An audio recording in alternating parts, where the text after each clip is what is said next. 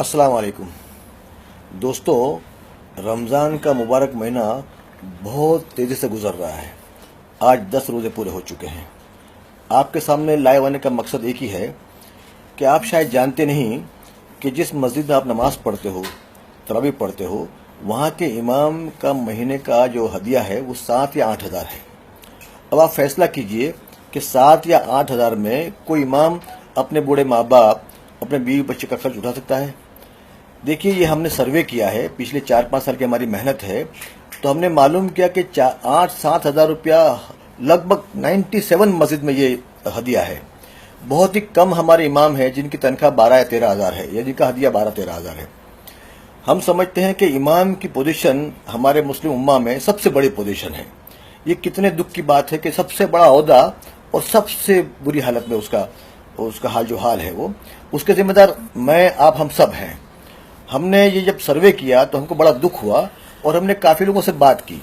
अब यह है कि हमने हमारे इमाम को और मौज़िन को ट्रस्टियों के भरोसे छोड़ दिया है कि जो हदिया वहाँ से मिले वही काफ़ी है उनको।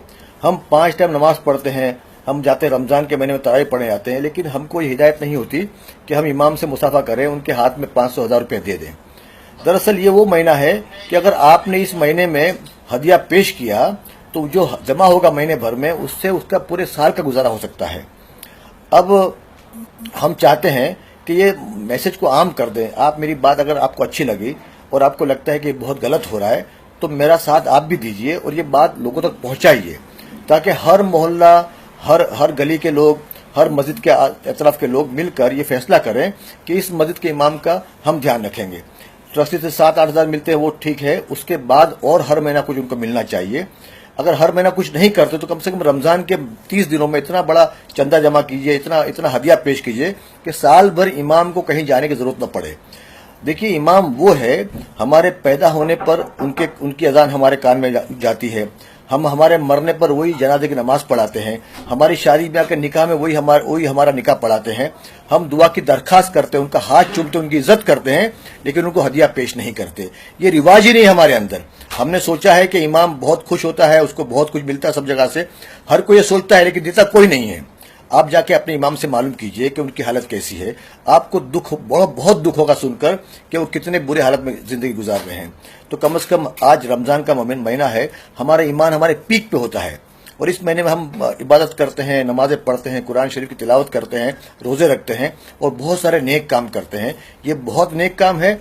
आप सब मिलकर मेरा साथ दीजिए, ये बात को पूरे हिंदुस्तान में पहुंचाइए, ताकि जहां जहां ये बात पहुंचेगी, अगर हमारे ईमान वालों को ये बात अच्छी लगी तो कम से कम वो इसको आपको लेकर आगे बढ़ेंगे और हमारे कौम के इमामों का बड़ा अच्छा एक साल महीने भर में बड़ा अच्छा हदिया उनके सामने जमा हो जाएगा, ताकि उससे पूरे साल उनकी जिंदगी अच्छी गुजरे। ये एक नेक मकसद से ये बात की गई है और जो जिम्मेदारी है मेरी भी है, आपकी भी, हम सब की है। और अगर गुनाह भी है, अगर इनकी हालत बुरी भी है तो हम सब जिम्मेदार हैं।